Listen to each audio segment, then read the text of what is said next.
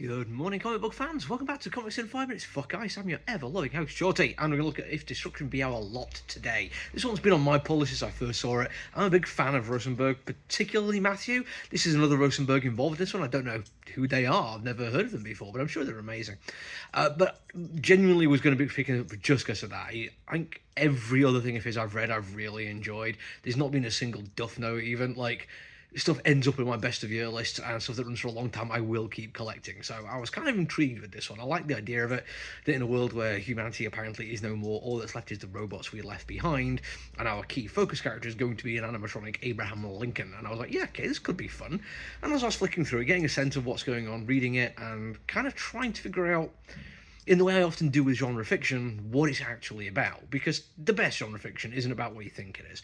And this story, although it is a very, very cool, very well written, beautiful looking book about robots in a world with no humans, it feels like it's actually about something more than that, as it should be. But I was kind of playing around in my head with ideas about what it could be about. I don't think it's as straightforward as some other ones have been. I think there's room for interpretation, as there always is.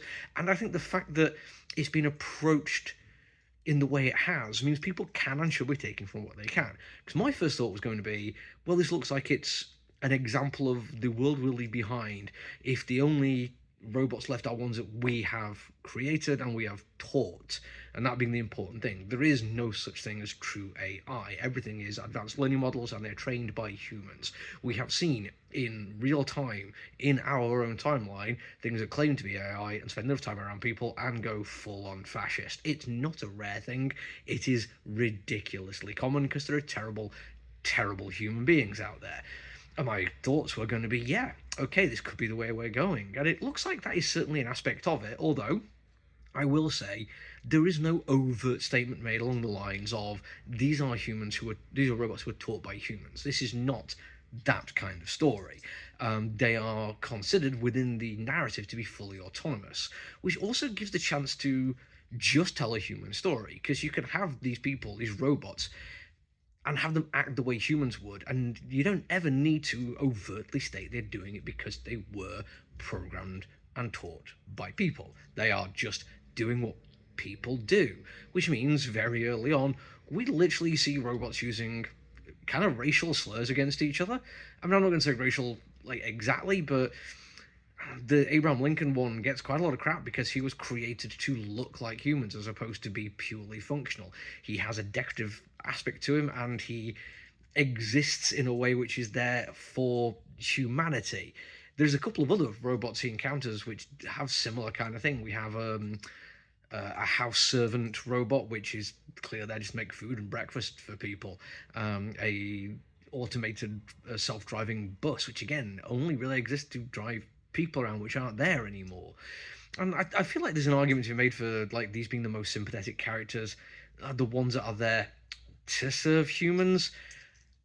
This could be done as either, it's not great that these are the only sympathetic characters if they're the ones that we were trained to be slaves, but also it kind of shows that there's a certain humanity to them in that maybe they actually do like the idea of being there for the people, whereas most of the robots seem to just kind of not really get on and seem to be just there for surviving for themselves rather than looking about anyone else. We get that laid out properly later on when we see just how quick people that are no longer useful, or robots that are no longer useful, get discarded.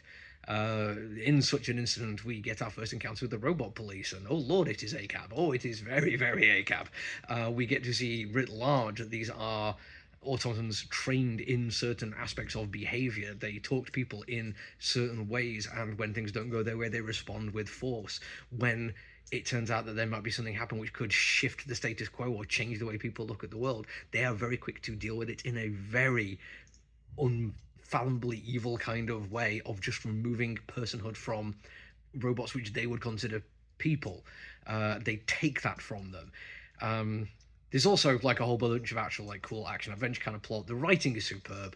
The dialogue between the robot characters is immaculate. There is so much time spent thinking exactly how they would respond to questions and responding in that way that makes them feel very people driven, kind of like, yeah, this is how people would react, but also how we would have trained them to react. And as I already mentioned, it looks great. Ryan McDonald, is it Ryan McDonald? Andy McDonald does a really, really good job on the artwork. There's an opening scene where we just get to see Abraham with a slightly furrowed brow and the world behind him, and it just looks amazing. It's an entire world concept of design being put into this one, and every single robot feels amazingly individual.